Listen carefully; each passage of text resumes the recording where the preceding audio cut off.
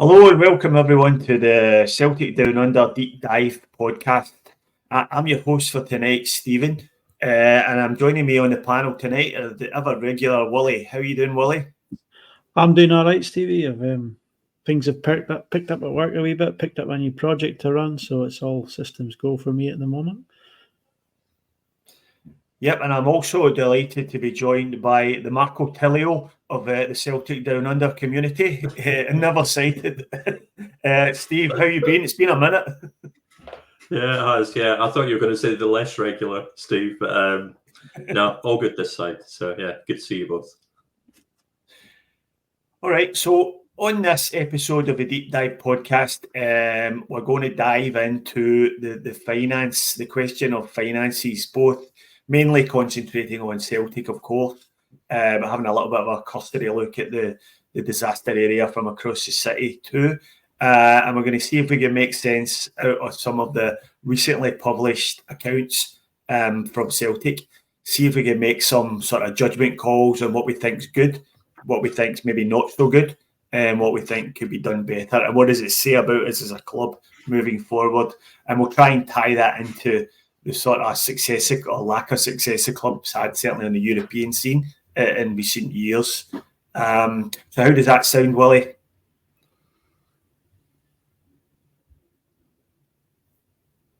think you're on mute, Willie. Sounds good to me. I'll be sort of relying heavily on Stevie down below me here's knowledge and all this, but we'll give it a go. Yeah, we should say big thanks out to Steve Smith here for putting together a lot of this information. And none of us, this comes with the caveat that none of us are accountants or professionals in this sphere in any way, shape or form. So there's your disclaimer right off the bat. So take it however way you want it. But here we go. All right. So the first thing we're going to talk about is we're going to try and shed some light on some of the terminology that we use, that is used in football club accounts. A lot of it to the average fan, and myself included in that, is a lot of it's kind of gobbledygook, which doesn't mean a lot. There's some buzzwords in there that you think you know what they mean. So let's pull up a slide to start with, and we'll talk a little bit about this one. So Steve, this tells us a little bit about how we report things on the accounts. You want to talk us through that?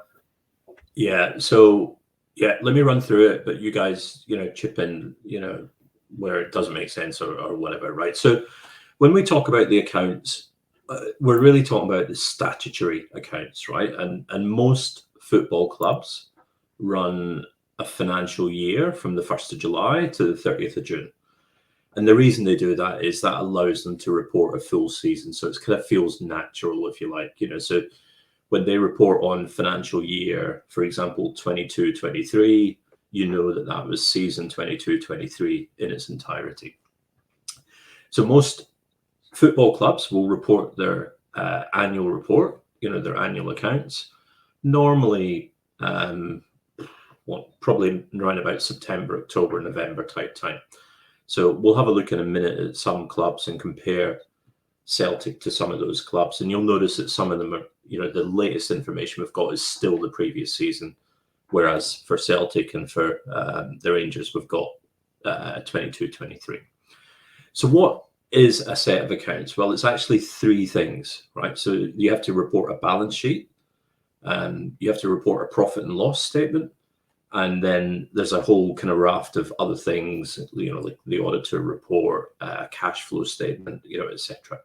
Now, if you're a really small club, then the requirement's slightly different. You can actually publish like an abbreviated set of accounts, but most clubs that we're looking at, is pretty much those things there. So what are those three things, right? So a balance sheet basically lists all the company's assets and liabilities, right? So an asset is everything from, the training ground, player, for example, any transport, all that kind of stuff. And a liability is just what we owe, basically. So that could be a debt or a loan, or, quite often you get, a trading balance, where We've got a liability for stuff that we've bought through the year, and the payments are due, and that would be recorded in the liability.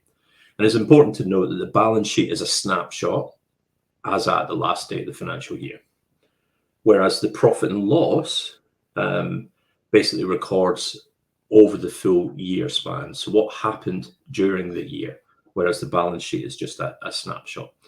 And the profit and loss, that records sales or turnover, revenue, and people use these terms a bit interchangeably. We'll probably stick with revenue, the cost of generating that revenue, and then basically the profit or the loss for the year. And here's the twist. There's multiple ways that you can actually express that profit or loss. So it can be, for example, profit before tax, or profit after tax, or profit before interest, etc. So there's a whole raft of different ways, and we'll look at that briefly, because I think there's a little bit of a twist in that.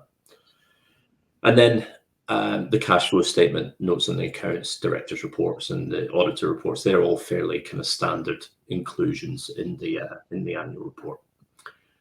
All right, so why does it really matter? Well, frankly, I think it matters in terms of us, understanding where our club's at. How healthy is the club? Is it being run professionally? Are we making the best use of the funds that we've got available to us, etc. So I know it's not for everybody, but I think it's quite important for us, as the true kind of owners, if you like, of the club, to understand how the club is being run. All right, and look, there's a lot of confusion creeps in, particularly around players, when we buy a player or when we sell a player, how that gets reported or recorded. So I thought we would just do a little worked example using Stuart Armstrong, I think that is, with his marvelous hair. So we'll look at that in a moment. But just very quickly, when we buy a player, technically they become an asset on our balance sheet. Yeah. Now, how we account for the player purchase versus how we actually pay for the player purchase, quite different things. And you'll hear the term amortization, or amortizing the player's contract over the length of the contract. And all that really means is, as far as accounting is concerned, so not cash flow, but as far as accounting is concerned, we spread the transfer fee over the duration of the player's contract. And we'll look at that in a moment. And that gets recorded in the profit and loss statement, right? So we buy a player, they get recorded as an asset in the balance sheet, and then we account for them over the course of the duration of the contract, and that gets accounted in the profit and loss as player amortization. Now, it is possible, if you think a Jetty or Barkas or some of our less successful purchases, it is possible mid-contract that the club might think, actually, do you know what? That player's not worth as much as we've got recorded in the balance sheet. And they can actually reduce the value in the balance sheet of that asset. And that's called an impairment. And it's quite important because, as you'll see in a moment, clubs do some smart things with some of that stuff.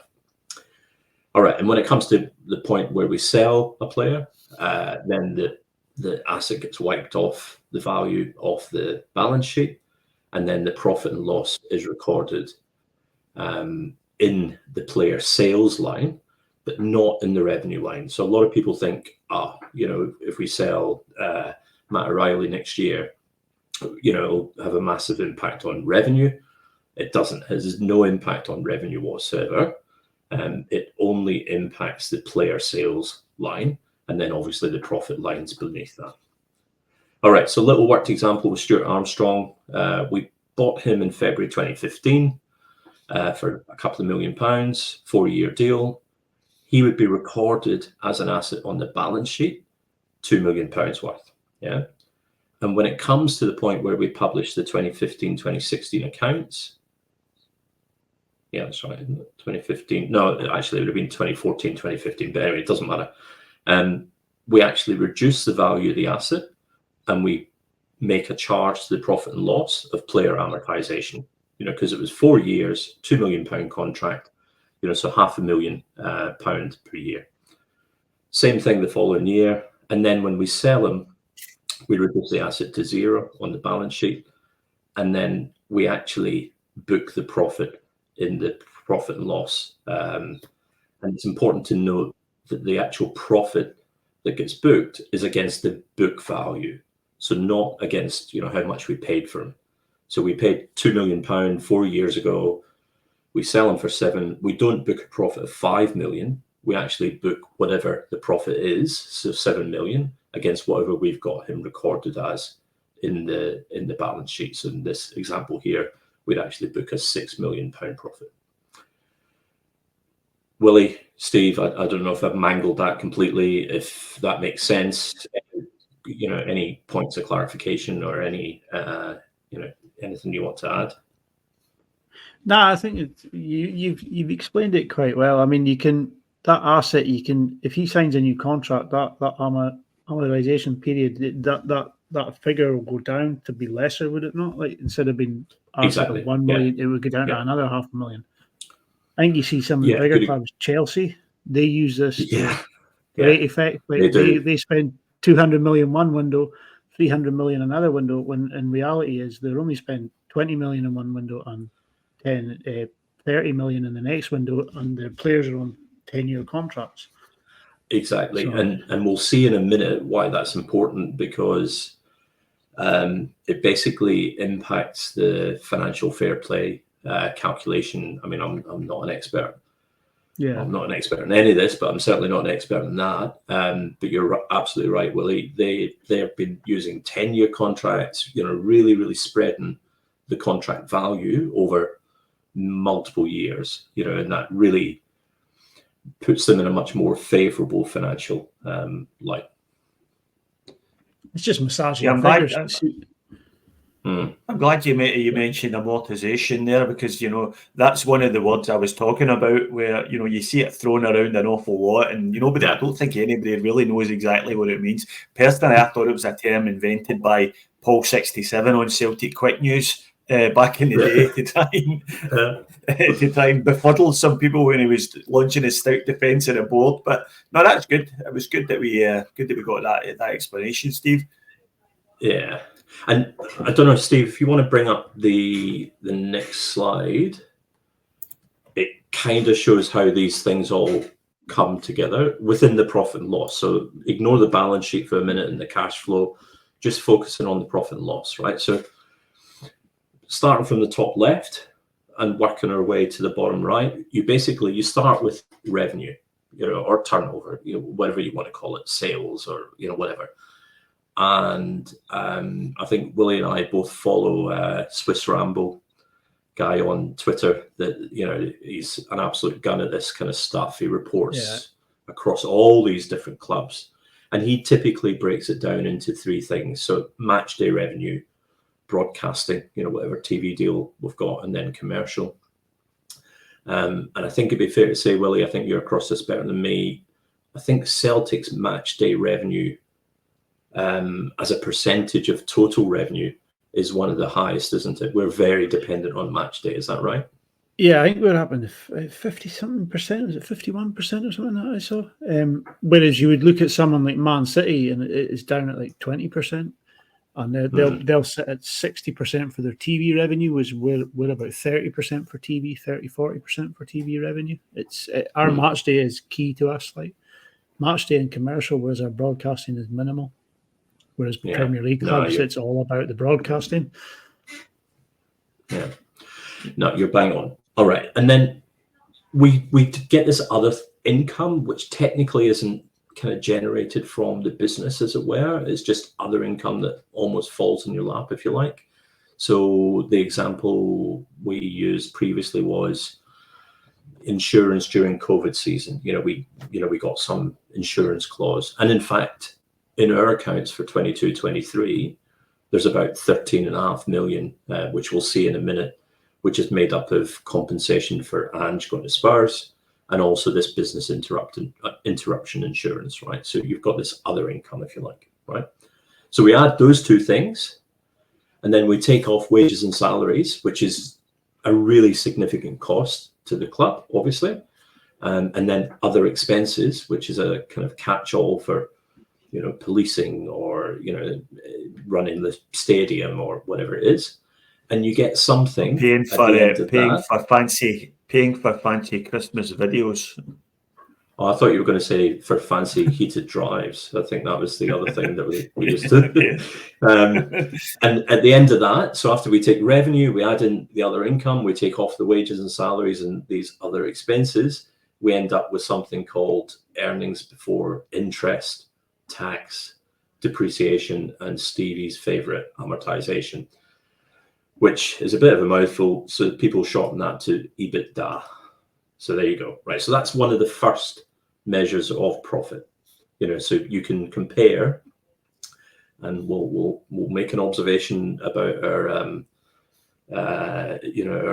our rivals across the city. You should be able to compare clubs in terms of their earnings, if you like, their EBITDA, and understand how they're doing relative to one another, all things being equal. So you then take that EBITDA and then you add or subtract the exceptional items, right? And that can be, for example, in I think Rangers accounts for this year, I think they had some form of legal costs. I know, shocker. And resolution of contractual settlements. They included it in there, so that's exceptional items. And then we get these three things, which is non-cash flow expenses, right? So the player amortization. So if you remember Stuart Armstrong, the $500,000 that we took each year over his 4-year contract, or Willie's example of Kyogo, when we extend his contract, his amortization probably gets spread over a longer period. That gets all summed up, and we take that off as part of non-cash flow expense. And then if you remember our example of, let's say, Barkas, maybe partway through the contract, the board looked at him and said, actually, he's not worth the book value that we've got currently. He's maybe showing us a book value of 5 million. No, we're not having that. We're going to drop his value to a couple of million. Well, you would take that hit in this number here, this player impairment. And then depreciation is just other assets that you depreciate over the life cycle of the asset. So, for example, the technology or the laptops, or Gavin Strachan's laptop or whatever, that might have a 2-year asset life, if you like. The cost of that gets depreciated over that.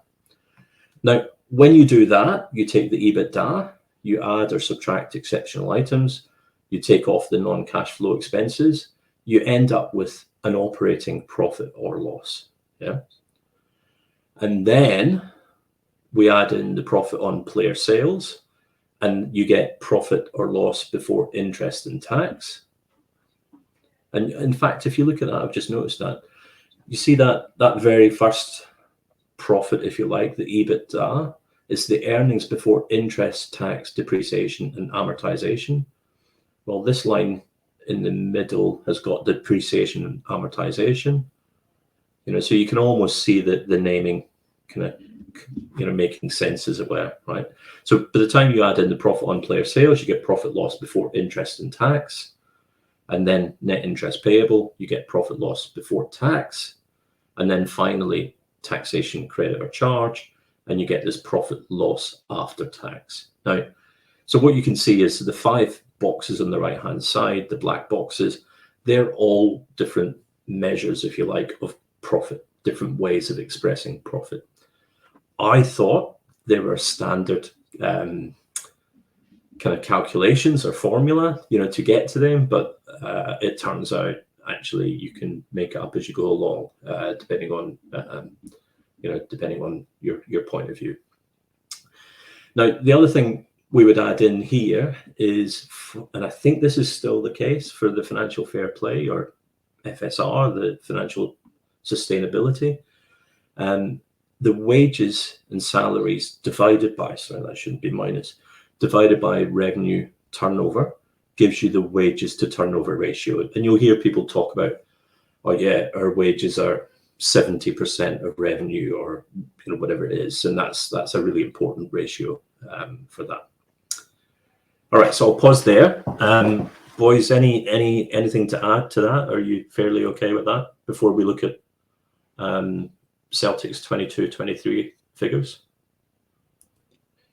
Yeah. So my question is, Steve, is this all regulatory for PLCs only, or is there any specific reporting that involves public limited companies only? I'm trying to drive it here. We're a PLC. Rangers aren't a PLC. Would they have any different, reporting requirements? Yeah, it's a good question. So I think if you're listed on the stock exchange, then I think, there's an expectation that you'll publish in a kind of standard format, the accounts that we mentioned earlier. If you're a private company, it's a good question, Steve. I don't know. Sorry. Don't know. All right. Okay, no worries. Rangers are listed, though, aren't they? They're just not listed on a very liquid exchange. Yeah, I Actually, think they're listed in some. I don't know. Back Street Stock Exchange. Yeah, exactly. Yeah. All right, Willie, anything to add before I move on? No, I'm happy enough for that. I'm happy to move on now. Okay. Is it a liquid exchange right. that Rangers are listed on? No. Yeah, I can't remember, Willie. I'll have a look in a minute. All right. So here we go. So right? here's the actual numbers. Here's the actual numbers, right? So that was the kind of template, if you like, that we looked at a minute ago. And this is our actual numbers for financial year 22-23, season 22-23. Yeah. So we had record revenue at just shy of 120 million pounds sterling, right? And we've included the euro figures here as well, because we're going to have a little look and compare to some of our European peers. It's just easier just to do it in a single currency. So I think that was a record. We'll have a look at in a minute about at our kind of history, if you like, of revenue, and we'll see how that comes in. And then we had this additional other income of 13.5 million, 3.5 for Ange, going off to Spurs, and 10 million for business interruption insurance. So it's worth pausing there just for a second, because you'll see some of the narrative that says, oh yeah, Celtic 120 million revenue, massive year, but there were some non-recurring items in that. We're not going to get Ange compensation every year, or that business interruption insurance, that was a one-off item. They're separate, right? So the revenue is all generated from the club, the company, just shy of 120 million, and the 13.5 million, that was separate, completely separate. So don't get kind of the wool pulling over your eyes in terms of, oh yeah, but some of that 120 million was non-recurring. That is all typical of a normal year, if you like, or not a normal year, but it could be a normal year. All right, and from that we paid just shy of 61 million sterling wages and salaries, and we had other expenses of almost 32 million. So that gives us, do you remember that, earnings before interest, tax, depreciation, and amortization, or EBITDA? That gave us an EBITDA figure of just about 41 million. Pretty healthy, which we'll look at in a moment. All right, we then had a couple of exceptional items, kind of noise really, 100,000. And then we had these non-cash flow expenses. So player amortization, 12 million. And bear in mind, that's all different lengths of contracts, all added up, aggregated up, so there'll be all sorts in there. Player impairment, we didn't have any player impairment this year, but we did last year, right? So we haven't got it here, but last year we actually took a hit of 6 million sterling in player impairment. So we looked at the contracts, the book value of our players, And we said, no, we're going to actually take £6 million out of our operating profit because we can't, hand on heart, look at the value of those players and say, yeah, that's an accurate valuation. But we had no player impairment this year, and then depreciation of £3 million, which is fairly typical, for a company our size or a club our size. So that gave us an operating profit or loss of 26 million or 25.7. And again, this is all just normal running of company type stuff. And then we added in 14 million for profit on player sales. And I'll have to say, I've got a question for you guys here. In the annual report, that talks about Juranovic, Giacomakis and Jota. But I thought Jota was sold after the 30th of June. So I was kind of surprised to see that included there. And even the number, the profit on player sales. So, I can't remember what we got for JJ and Gigi. But it feels 14 million isn't a huge amount for all three of them. It was 8.5 million we got for Juranovic and 4 point something for Giacomakis. So that would that might be maybe Jota's not in there.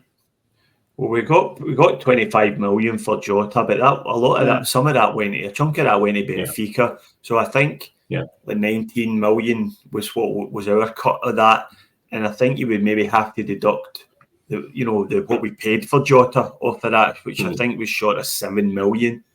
So if you do all that, you're getting close to that figure. So I don't think it's unless it's possible that the figures that we've been quoted are not entirely accurate.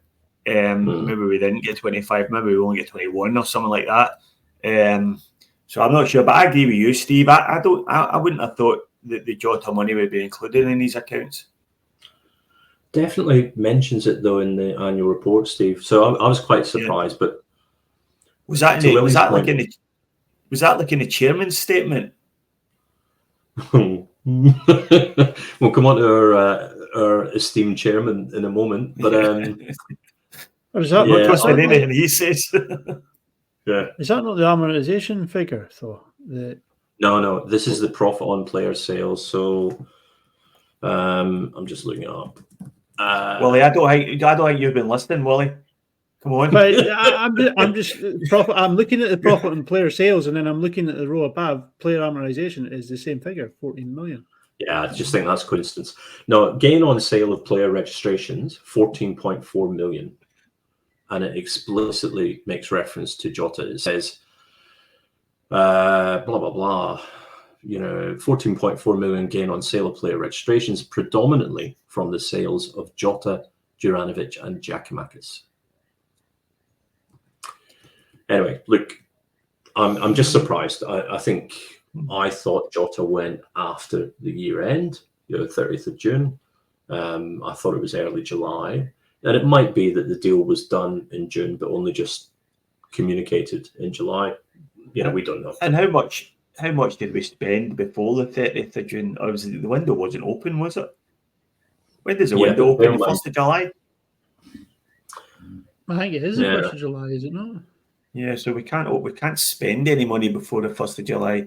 So and we couldn't, technically you couldn't transfer anyone. Yeah, but bear in mind the money that we spent shows up here as player amortization. That just gets added into the player amortization.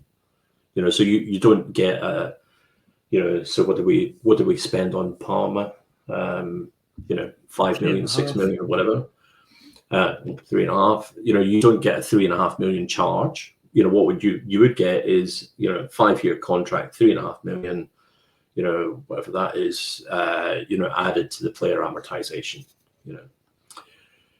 Anyway, look, whether Jota's in there or not is noted in the annual report. Explicitly. We have to take it on face value. So the profit loss before interest and tax, 40 million sterling. A little bit of interest there, which bumps up to nearly 41. And then because we pay our tax, 7.4 million comes off that to get to the profit loss after tax, 33.3 million. So look, I know that's a lot of information, but fundamentally, you start with revenue, we add in some other income, we take off wages, other expenses, and then you go through each line of that, and you get to the ultimate bottom line, which is the profit loss after tax, 33.3 million. I wonder if see the taxation charge of 7.4 million, is that higher than it normally is, or is that kind of normal? Do you think for an annual account? So our accounts last year, it was actually a taxation credit. No, it wasn't. I'm talking rubbish. Our accounts last year, there was a very small taxation charge of 300k, but we had obviously a far lower profit before tax. We only had 6 million last year, where we've got nearly 41 this year. So yeah. So that's interesting, isn't it? That's interesting, isn't it? That if we, the bigger the profit you report, the higher the tax you're going to pay. So is there an argument in there for saying you should be reporting basically less of a profit? You should be trying to spend more to reduce your profit, to reduce your tax liability? I mean, I'm not sure that would be the best reason to do it, but I actually do think there is a case for us spending more, because, and we'll come on to it in a moment. We'll talk about that in a minute too. It's ridiculous, Steve. It really is. But we'll look at that in a minute. But yeah, you could make the argument, but I think I don't think it's the best reason, if you like, to just avoid paying tax. Yeah. All right. So okay, next slide. Or you finished with this one? Yeah, I'm just kind of conscious it is a lot of information, but just very quickly on that wages to turnover ratio. I know we had an unusually high revenue figure this year, 120 million. We'll look at that in a moment, how that compares to historical figures. Our wages haven't really changed in years. Again, we'll look at that. But that gives us a 51% wage to turnover ratio, which is really, really low. I think from memory, anything above 80%, starts to get attention. That's crazy low. So, yeah.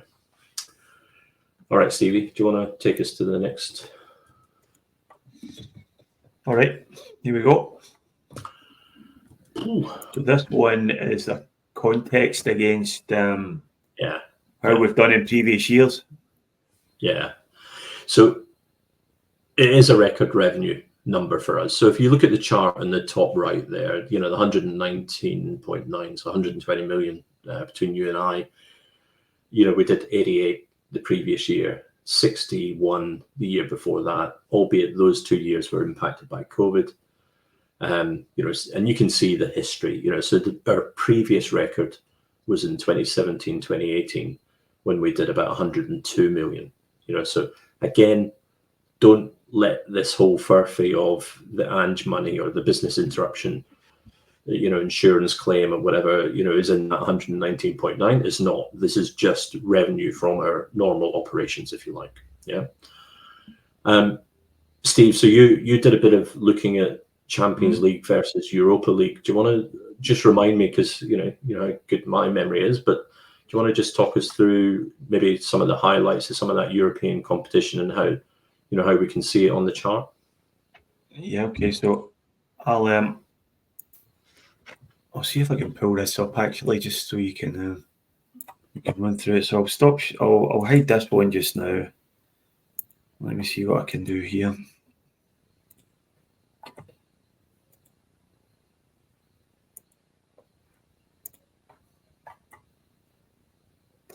Okay, can you see that? Yes. All right. So Celtic in Europe, and I actually went back 7 seasons. So can you still see your chart there, Steve? I can. Is there any particular season you're interested in? No, I mean maybe just pick out the Champions League one, because I think the theory is, let's be honest, Champions League, they're the seasons where we do really well financially. That's the kind of argument, if you like. So, I think the pick of the last few, and I think that's shown up from the chart that you showed earlier, was 2017, 2018, which was, peak Brendan Rodgers. And strangely enough, that was the last time we actually won a game in the Champions League. So we beat Astana 8-4 in aggregate in the qualifying round. We landed up in a group with Bayern Munich, Paris Saint-Germain, and Anderlecht.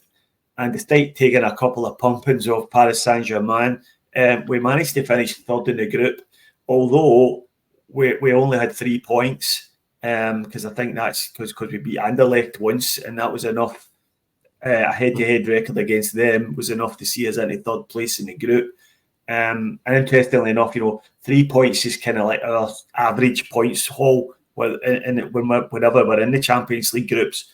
So we weren't really any better than average that time, but we did qualify for the Europa League round of 32, where we lost to Zenit St. Petersburg. I think we won 1-0 at home and then lost 3-0 away.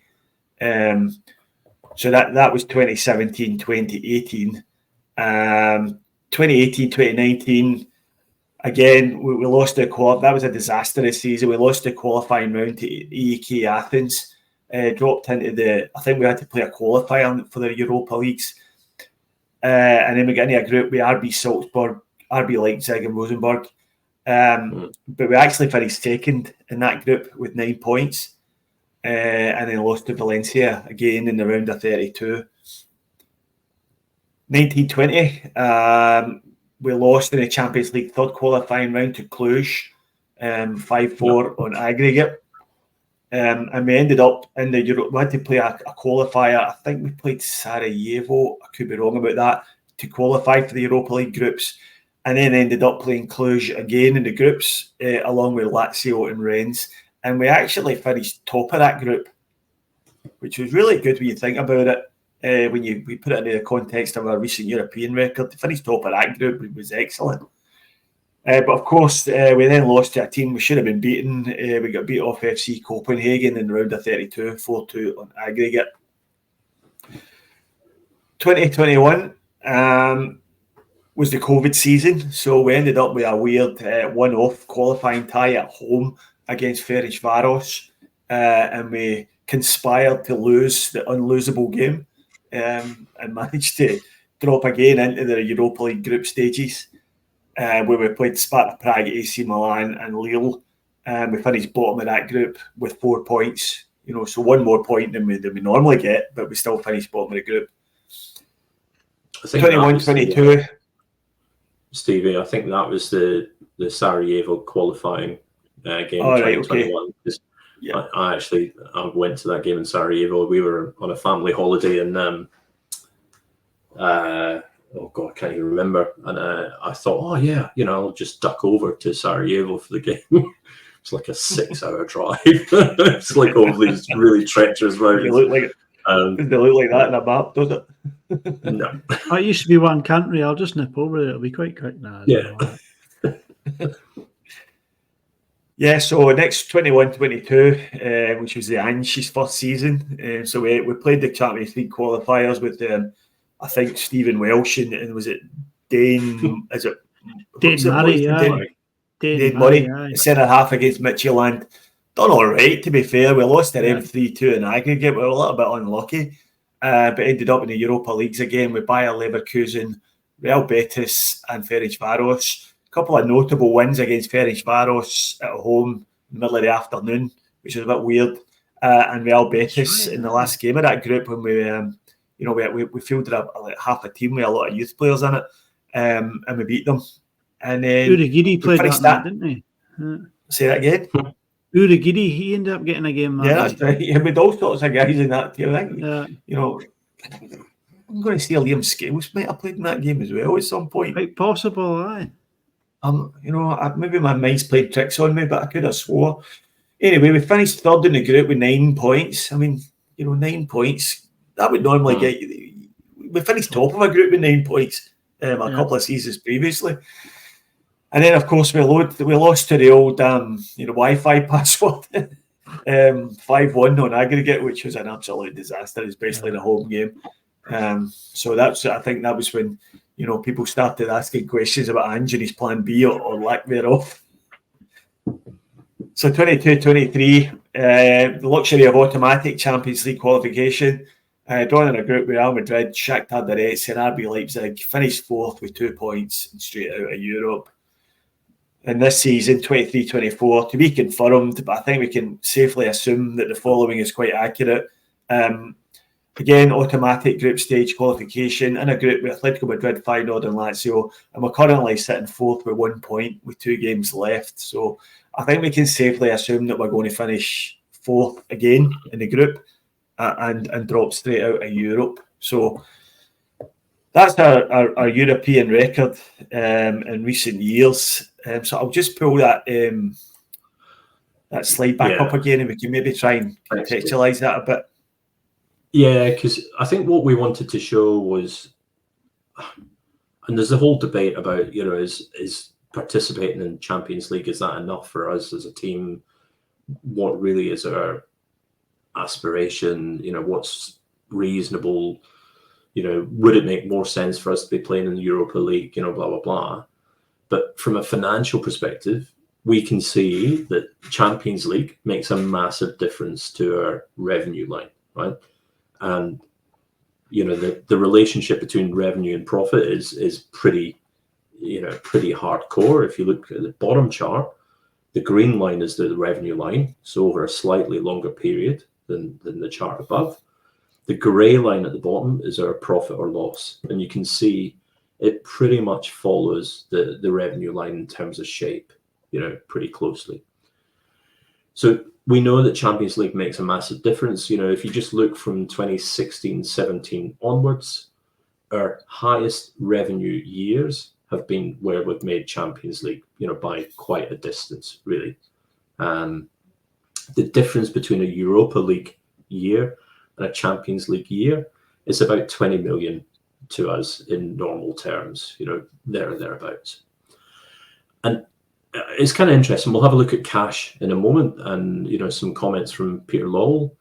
But what we basically do is where we don't qualify for Champions League, we proactively sell one or more players, and we basically try and make up for profit by selling a player. And bear in mind, selling a player doesn't impact the revenue line. It only feeds into the profit line. So we try and maintain profit, if you like, by selling, a player. The other interesting thing, if you look at that yellow line in the bottom chart, I don't know how easy it is to read, but basically our wages, they've not really changed much in the last 5 or 6 years. 2017-2018, our wages was 59.3 million. And fine, that was a Champions League year. So there would have been Champions League bonus involved in that. But you compare that to this year, 60.9 million, it's what, 1.6 extra over 5 years. They've hardly grown whatsoever. So it's, I don't know. It just whether we're actually, yeah, I think it is. Willie, salary cap, that 20k, 30k for the top earners, they just stick rigidly to that. I think that changed. If you look at 2016-17 when Rodgers first came in, he did say to the board, look, you're going to have to start paying these players more money. And you look at the jump from 36.9 million to 52 million. That was when Rodgers first came in, and he started giving a more competitive wage, and that salary cap would have went up from 20 to the 30k mark, and now you see you might have top earners now will be on 35k. So it's just a natural progression. It's slightly going up. It's just steadily going up. You know what I mean? It's not. So tell me this, Willie. The contract extensions for Kyogo, for Dyson, and then Kalmak as well. When were they? Was that this season? That was this season. Brendan Rodgers came in and gave the 3 of them new deals. Right. So I think what we'll probably see then, to your point, is next year's account, so 23-24, we'll probably see a lift from that 60.9. Okay, fair enough. You might go up to 65 million then. I think it's worth pointing out, though, that when Henrik Larsson signed his bumper contract with Celtic in 2001, he was reportedly anyway earning £40,000 a week with Celtic, and that was like a quarter of a century ago almost. And if you fast forward to today, I doubt maybe Carl McGregor with his new deal but I'd be surprised if anyone was earning 40 grand a week here. So a maximum earner hasn't really changed in 22 years. And I think, when you consider the value of money and how that's changed over 22 years, I've no idea what your 40 grand a week back in 2001 would be worth today. I'd say at least double, just pulling a figure out of mid-air. And we're nowhere near that. So we're definitely, and I understand the Martin O'Neill eras kind of stand out on their own, whereas we brought in some big players who are never going to, we're never going to make us a profit when we sold them on. Their value just dropped because they were of a certain age, certain profile. But I think it's important to point that out, though, isn't it? That we're still paying our top earner the same as we were, back all those years ago. And to your point, though, Steve, we're actually paying them less because inflation means that 40k now is not the same as 40k then. The other thing is our wage bill, let's call it 61 million. Rangers, 64 million. So Rangers actually have got a higher wage bill than Celtic. And you think, they must have cleared, actually, no, it's for last year. I was just about to say they must have cleared a lot of, hefty wages off the books with Morelos and Ryan Kent, etc. But that'll be shown in next year's account. Sorry, well, they cleared a hefty centre forward off the books. Anyway, Connor Goldson's the top earner. Say again. Connor Goldson's the top earner in Scotland. I think he's on 38k, but Kemar Roof is on 36,000 a week or something like that. I read somewhere. Is it 35,000 a week? For a guy who's sitting on the treatment table, it's a lot. Yeah. All right. So look, that's in context, right? So that's looking at the kind of history where the revenue's been historically. You can see 119.9 million. That beats our previous revenue by 18 million or so. So really, really good year. And we'll see the impact of that in a moment. Steve, can you take us to the next picture slide? Here we go. All right, this is a bit busy, but bear with me. This is the thing that, I don't know about you guys, but this is the thing that really riles me probably more than anything.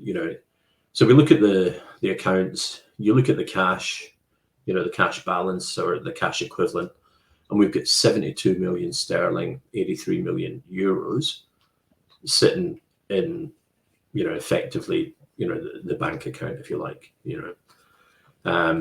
and to me, that just doesn't make sense. I don't think it makes sense in general terms anyway.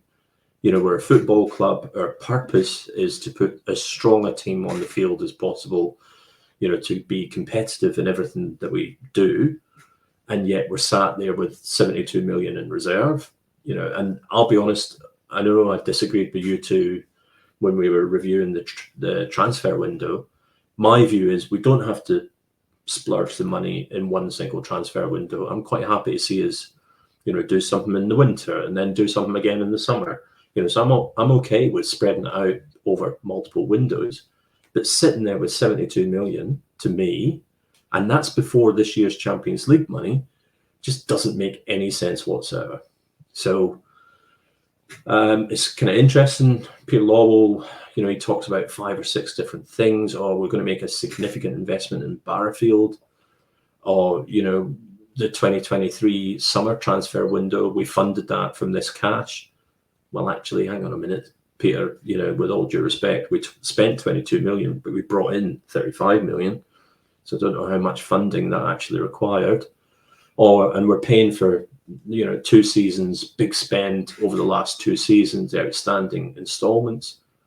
Well, why? Why aren't we just paying them as per the schedule? And the financial sustainability rules, they're really important. Yet we're sat at 51%. Even if you look at last year, we were at 67%. And this is the kind of kicker, we need a cash buffer because, if we don't qualify for the Champions League, then it has a massive impact. Well, if we reckon it's about £20 million difference between Champions League and Europa League, there or thereabouts, we basically could fail 3 seasons in a row and not have to adjust our spending whatsoever. We could just consume the cash reserves. It just doesn't make sense to me. So any thoughts on that before we look at comparing ourselves to some European peers? That last one there about the buffer for the Champions League, that's something I've said a couple of times, is that Celtic aim their finances to be a Europa League club. And if they make the Champions League, it's just seen as an added bonus, and that kind of sort of backs that theory up to me when I look at it in black and white in front of me like this. See, I'm like you, Steve. I just don't understand it. You know, we're told that, you know, Peter Law, and, you know, regardless of what Peter Law's role at the club is, you know, I know he's in a non-executive role at the moment. He's not supposed to be influencing day-to-day policy, but he is, and I think that's much is absolutely clear. He's got his placemen all through the club now. You've got Michael Nicholson, who was his lawyer previously. He's got his son, who's in a key role in recruitment, and the whole club has been run in his image. And you can see from your graphs there that the cash in the bank is just jumping higher and higher every year. And to me, it just looks as if they're petrified to spend money. They're so risk averse. They just don't know what to do. They clearly don't have the right people in place with a vision to see this is how we can spend the money. Anybody who's ever ran a company, and I've never run my own business, but anybody who has a business will tell you, if you're sitting with a big chunk of money in the bank, then that's a waste, because that money could be used to grow your business. You could be using that to grow your revenue. So that's poor business practice. You know, when I hear about, you know, Celtic are such a really well-run business, this doesn't scream that to me. This screams at a risk-averse business, which doesn't have the vision or doesn't have the talent on board to bring that into a reality. And I just, you know, Law's excuses here for having this amount of money in the bank just don't pass the pub test, to be honest with you. You know, it's almost as if he's saying we're setting ourselves up to fail in Europe in case we fail in Europe. Yeah, you know that I can't be the only one to see the absurdity of that. That's just a nonsense thing to say when you put it in those terms. So I don't get it, and that's, I think people have got the right to ask that question. Do you know what, though, Steve? I can't remember when the AGM is. I listened to Celtic Underground pod today. Really good if you get a chance to listen to it. And Harry was saying, "Oh yeah, you know, the AGM coming up, blah blah blah." Somebody should be asking this question. Hopefully, you know, forcibly asking the question as to, you know, why are we sitting there with that kind of reserve? Because it just doesn't make sense. And it's interesting, right? So we started to have a look, you know, how we like to compare ourselves to European peers. So we had a look at, well, actually, how does that compare? Because, you know, it might be that everybody's got that kind of cash and, you know, what the hell are we worrying about? But no, that's certainly not the case. I looked at EPL, the Championship, La Liga, Serie A and Eredivisie, and then some clubs from Germany and Portugal. Basically, and this is where we've got some accounts from last year, some from this year.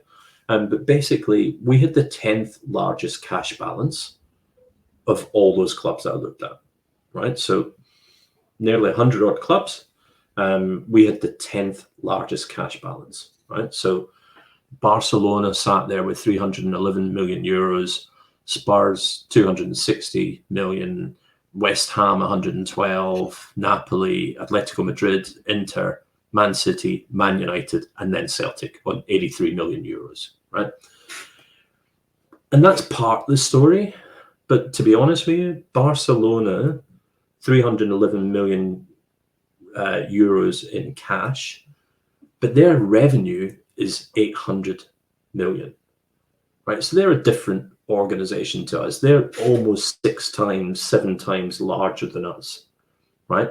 So them having 311 million, you know, it doesn't really equate. So what I did was I said, okay, well, let's look at the cash balance in the context of revenue, right? And when you do that, we're actually the third most cash for revenue of all those clubs that we looked at. So only Udinese and Napoli have got a higher ratio of cash for their revenue line. It's ridiculous. It really, really is ridiculous. We've got more than half our annual revenues as cash reserves, right? And that was on a big year, 120 million sterling year. Sorry, I know I'm mixing sterling and euros, but it was a big year.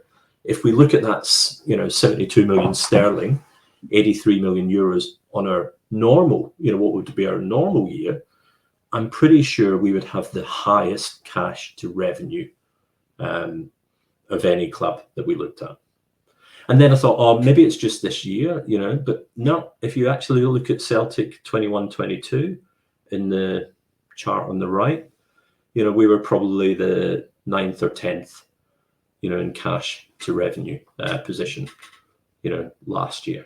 So it's just not right. We're basically, we've got all these reserves, to your point, Steve, we should be deploying that to benefit the club more generally, and it just feels like we're far too, risk averse, far too conservative. I mean, you're talking about there getting questions asked at the AGM, Steve, but good luck with that. I've actually, I don't know if you heard yourself, but I've been to a couple of AGMs in the past. I've got a couple of shares in Celtic, completely stage managed affair. And the problem is you get an opportunity to ask a question, but it's very random. And, there's as many people asking a question about how cold the pies are as there is asking genuine, proper questions. And in the off chance you get somebody asking a question, there's no right or rebuttal. So you'll ask that question, hello, or whoever will rhyme off, just repeat ad nauseum the excuses you gave there, and you've got no way of questioning that. That just then gets put in the record, right? We've answered you. Next, what about the pies? You know what I mean? So yeah. There's never anything going to come out of an AGM. It's that they've got so many. You've got so many shares accounted for in the top 4 or 5 shareholders that you've got no chance of making any significant change.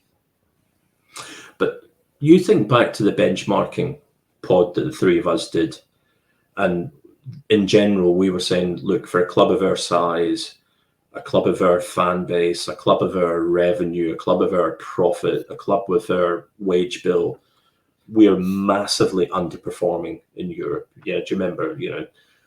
This to me is exactly it. Because we are a big-ish club. That's a big-ish number in terms of cash, and our revenue is a good year. We're a big club. Blah blah blah. But we're not acting like it. We're actually, we're just not acting like it at all. It's depressing, really. Sign 5 players with 2 million each, rather than push the boat out and get 1 player at 10 million who make a significant difference to the squad. They'd rather pin their hopes on finding one rough out of the 5 than getting one who will actually do the business for you. But my view on that is, it's not one size fits all, right? So we do need to buy project players. Right? I hate the term because it's really disrespectful to them. But we do have to buy some. But that should be part of a mix of, right, and here's a ready-made player that's going to be straight into the first team and is going to make a massive difference, right? So you look at when we bought a Jota or a CCV, the difference they made. Right, okay, do that with a left back. Do that with a goalkeeper, right? So one of the other things I've been working on is a little bit of kind of player comparison. How do Celtic's players compare to other SPFL players or European players or whatever. I love Joe Hart. He's made a big difference, but he's costing us goals now. He's costing us goals, and you look at, what the Rangers have bought, Butland's saving them goals compared to last year, right? So, these are fine margins, I don't know. It just feels like it kind of goes back to one of our suggestions from that benchmarking was, it feels like the board's quite happy just to be a smidge above Rangers. And, to Stevie's point, next question about the pies, let's just move this along. And I don't think it's good enough. I think we need to We need to make the point, because it's, to me, Lowell and co, they're custodians of the club. They're not the club.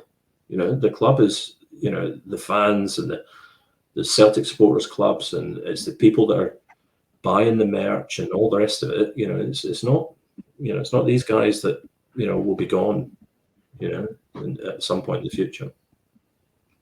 See, my view is that rather than, telling us that we need to spend more money, this tells me, and I think I mentioned this previously, that we just don't have the right people working at the club. We don't have the right people who know where to spend the money to make it work for us. We don't have the right scouting in place. We don't have the right recruitment team in place. Because the scouting over the close season this year has been absolutely shambolic, and the transfer strategy made no sense at all. Bringing Cohen in from McLean second division, bringing Marco Tillio in, he's disappeared without a trace, and obviously the scouting of these guys has got to be questioned. It really does, and that tells me that there's issues within the club all through it. And you look at the makeup of the board. You look at the makeup of the operation side of the club, and it just doesn't. Nobody there that fills you with confidence that they know what they're doing. Guys like Brian Wilson that have been there, hanging around Celtic for years, and what is he bringing to the party? Absolutely nothing. Michael Nicholson, he's a lawyer. He's a lawyer. He's not a man of vision. He's not a sports administrator with a history of growing sporting brands, which is what we need. And Matt Lowell, is he what he said he was, or what they told us he was when they recruited him, or is he only there because his second name's Lowell? I think I know the answer to that, and I think it's becoming clearer by the day. Yeah. See, I have to say, I'm going to challenge you a bit on that, Stevie. So, look, another project that we're working on is this transfer scorecard, kind of thing. Because basically, I think, what is it? 50% of all signings will be successful. That's the kind of general rule. And I was always curious, if you look at Ange's transfer dealings, it felt like far better success rate than 50%. And it's, as it turns out, just by count, it is round about 50%. But if you look at the spend that he actually did, all his high spend has been successful. But anyway, put that to one side. If you actually look at the transfer window that we've just had, Nawrocki, I think he came in as a starter. I think he was purchased as a starter, to directly replace Starfelt. Palmer, I think he's, now showing, a lot of really positive signs. Lagerbielke, I think, has been unlucky. He didn't fill me with confidence when I saw him, but he feels like a backup. Holm, I don't think he's quite found his place yet. Yang, I think is, showing strong signs. So I don't think we've done badly in the transfer window this year. It's just, to Willie's point, the top spend was 5 million on, the centre back. We're all crying out for a left back and for a goalkeeper and for, probably for a forward, because we know that we're going to be stuck when the Asian Cup's on. To me, it just feels like an okay window, but not spectacular, but certainly not a disaster, in my view, anyway. I think the next window is a telltale one. I mean, Brendan Rodgers isn't here to manage the slow decline of Celtic. He's here to make a mark in Europe, and I think we really need to see the board come out and back him, or Brendan Rodgers might turn around and question the board at that stage. I mean, I said it a couple of weeks ago that Quentin Marlin was a left back we looked at. I think we discussed him, Stevie, 7 or 8 million, the French boy. And we turn around, whether there was anything in it or not, whether it just says, no, it's a bit too much money to spend. Now you've got Man City and Bayern Munich sniffing around him going, what's this player all about? You know what I mean? And you just sit there and think, well, hang on a second. If he was on our radar last summer and we could have had him for 7 or 8 million, are you going to turn around and say, well, no, he's just a little bit out of our price range? And then you watch big clubs come in and buy him. You're just like, well, that could have been us. They're giving the cash to, the big money to, not somebody else. Yeah. He needs to be backed, and he needs to be backed properly in the next window. Certainly a left back and a goalkeeper in this window coming up, or at least earmarked on proper backing in the summer, because I can't see Brendan Rodgers wanting to hang around if he isn't going to get the backing that he was promised. That's just the sad truth of it, really. Like, you look at our profit margin and just say, well, you get 72 million in the bank, and you get a manager who's crying out for certain players for certain positions, and they're just going to turn and go, well, tell you what, mate, we've got this centre defensive midfielder, Kwon, from the second division in South Korea. How about you have him instead? And it's just like, doesn't make sense. Yeah. No, I know. All right, in the interest of time, we'll move on from that. We'll draw a line under the Celtic accounts, and we'll have a bit of light relief, shall we? And we'll have a look at the accounts in inverted commas from across the city. So I'll pull this one up, and we can have a look at this, Steve. So I'm not going to go through this line by line. I think we can probably just jump to the right, if you like. So their EBITDA was a £8 million loss. And just as a reminder, ours was a 41 million profit. Their operating profit loss was 25 million. And again, ours was 25 million profit.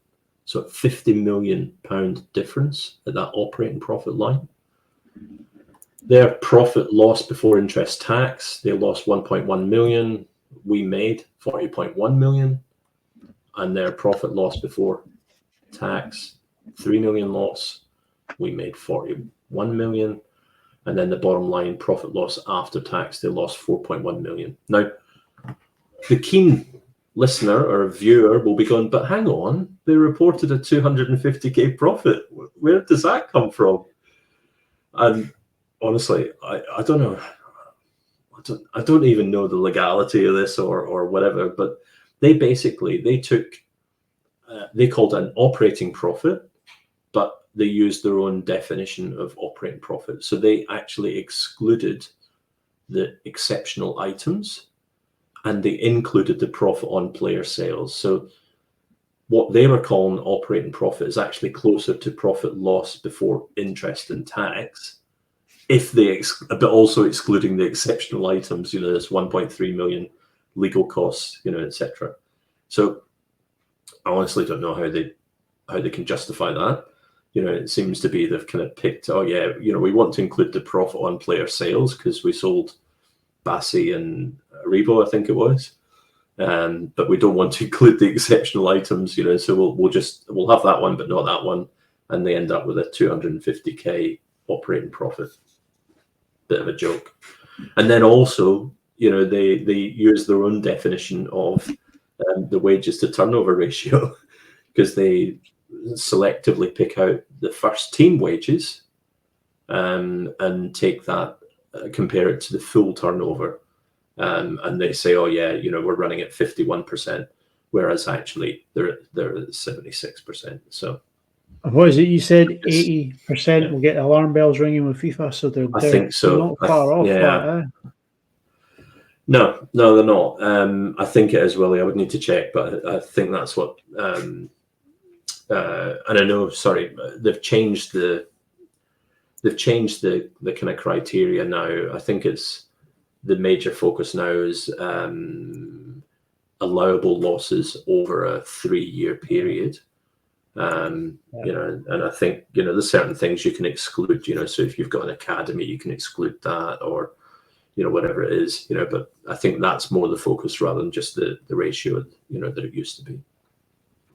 But look, regardless, and the thing that, I don't know, the thing that riles me is, the press are just absolutely complicit in this, Yeah. They know that, this is hardly a robust set of accounts or whatever, but there's no questions asked. There's no querying of this, it's just absolutely nod sagely, move on, and we'll just ignore the fact they're hemorrhaging money left, right, and centre. Yeah. And part of me, Willie, thinks, oh, that's terrible, blah, blah, blah. But frankly, they're probably going to end up the same as the old club, and the press didn't exactly cover themselves in glory with their investigative journalism leading up to that either, so part of me thinks, well, it's up to them. So I think it's worth pointing out as well that this was in a year that they qualified for the Champions League groups. Yes. So we've already sort of mentioned that that's worth about £20 million on your extra, and they also reported 20 odd million in player sales profit, which is a decent enough sum of money profit from players, more than we reported. But if you take those two figures out of their accounts, which there might be a year when they can't sell a player. If they, it's happened to us before where we don't sell any players and they don't qualify for the Champions League. Where does that put them if they don't qualify for the Champions League and which they didn't this year, and they can't sell a big player? Where does that put their accounts next year? Well, you look at it next year. Their player impairment. The accountant is going to be sitting. Is Desser's 2 S's or 1 S? What about Lammers? Is that 2 S, 1 M, 1 E, double R S? No, Willie. They've got McCausland. They'll be pumping him as the next great sale. No, you're right though. I mean, let's just do that, right? So just very quickly, the year before this, I think they got to the Europa League final. That was the year before that, wasn't it? And then they sadly missed out on that. But that pretty much getting to the Europa League final pretty much gave them the same revenue as a Champions League year. Yeah. So if you take 20 million off the revenue, because they maybe have a more average Europa League campaign, let's say just for argument's sake, and you take 20 million off the profit on player sales, the reality is they're looking at a profit loss after tax of about 45 million. It's pretty dire. And that's it. You're into administration territory then, surely. If you report that sort of loss, given that the revenue is only 83 million, if they report a loss of 40 million, then surely there's got to be some concerns about their ability to operate. Yeah, no amount of soft loans is going to cover that. Oh, sorry. Yeah, sorry, exactly. Stevie, I was just going to say no amount of soft loans is ever going to cover that million loss. But just in that scenario, so let's imagine FY24, right? So this season they have a more average Europa League campaign. So let's say they maybe get out of the groups but fail in the first knockout stage, just for argument's sake. Their revenue would probably be closer to, say, 65 million, right? So you take 20 million off the revenue line, and then also, let's say they're only selling $5 million, pounds worth of profit on player sales, so they've got another 20 million missing there. You're effectively, I think you'd be right about 40 million loss after tax. And I think to your point, Steve, and Willie's point, if the directors and the soft loans aren't coming in to that extent, you'd have to question their viability, at that point. The exceptional items will go up too, because they're getting 2 penalties a game this season, are they not? Yeah. And that's the other thing is, I mean, that's a really good point, Willie. I meant to mention this. So they've made no provision whatsoever. So normally, if you've got a big court case looming, and you're thinking, we could be on the hook here, you would normally make what's called a provision in your accounts, where you'd say, and we're setting aside, £5 million just in case this court case goes against us. They've got no provisions, and it feels like they've got more court cases than Donald Trump, so they must be absolutely breaking it, which is terribly sad. But so would they come back as the third Rangers and play at Cathkin Park? Third Rangers, yeah. I've got a ring to it. That would make sense, wouldn't it? Yeah. Well, here's hoping then. So, I mean, far be it from me to stand up for Rangers in any way, shape or form, but it's a real juxtaposition from how Celtic are ran, though, isn't it? In that we won't spend, we can spend money on players but won't. They can't spend money on players but do. Do you know what I mean? And their wage bill's higher than ours. So if anything, you can obviously that that's not a good way to run up any kind of business, but they are trying to sort of bridge the gap between them and us, and they're being ran like a startup, aren't they? Where you just accrue losses in a hope that the growth is coming down the line somewhere. But football's a very difficult business to sort of achieve results in, and if they don't come for them, then they'll just go down the toilet like the last club. So when you say they're being run like a startup, are you referring to 2012 startup or? Yeah, well, they are. That's effectively what they are, really, isn't it? After their summer sorry, got into full Celtic Down mode. Sorry, Willie. Yeah, that's it. After their summer spending this summer, I can't see where that's going to come. Any profit's going to come from. I mean, that's losses, big losses coming their way. Like, you know what I mean? And I've heard a bit of chat about the Everton's troubles. How they might be related to the Nathan Patterson transfer, who was absolutely pish for Scotland the other night there. I should hesitate to ask. I mean, the many have spent 16 million on him, with £16 for him would have been robbery. But anyway, how do we think that's going to affect Rangers? In terms of what they'll do? In terms of are they implicit? Are they complicit? Sorry, in this sort of whatever shenanigans are going on. Yeah, I must admit, I listened to. I don't particularly love it, but the podcast, The Price of Football, with Kieran Maguire, and they did like a pretty deep dive on Everton, and they mentioned Patterson in passing, I think, or they have these two mystery players, Player X and Player Y, one of whom. There's some kind of legal case going round, I think for misbehaviour rather than anything else.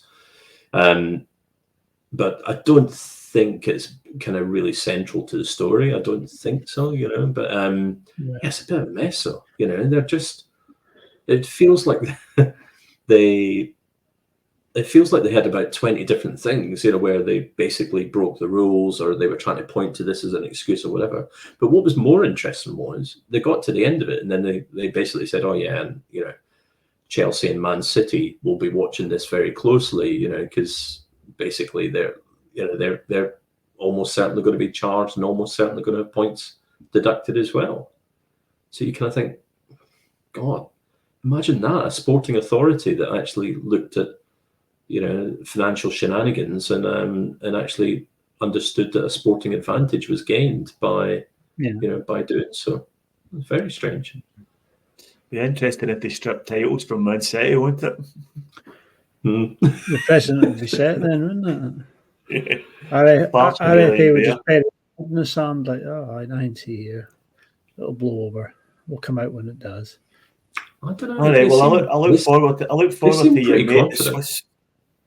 I look forward to your mate, the Swiss Ramble, looking into the Rangers accounts for the year. I don't know if he's done that one yet, but I'm sure he has. That one's coming down the pipe. No, he has. He has done it. All right. Yeah, I can't remember how he put it. He pretty much said what you were saying. In terms of, this was a good year for Rangers. In terms of, European revenue, Champions League, big player sales. And they basically lost money. He doesn't feel the need to toe the line of a 250k profit. So I think he didn't shout disaster from the rooftops, but I think he was pretty pretty clear that they had a lot of favourable wins and they still lost money. So All right. Well, I think with that, we'll probably draw the podcast to a close. That was good, very informative and good fun. So thanks, Steve, and thanks, Willie. Look forward to doing another one of these deep dive podcasts in the weeks to come. We really have to get them more regularly going. And if you're watching or listening on your podcast platform, please like and subscribe. If you want to join the conversation, or tell us that we're talking rubbish, or agree with us, or tell us we're really doing a great job, you can reach out to us on our social media, which is along the top of the screen there, and in the episode notes. So thanks very much, guys, and enjoy the rest of the week. And hail, hail. Hail, hail. All right. Cheers.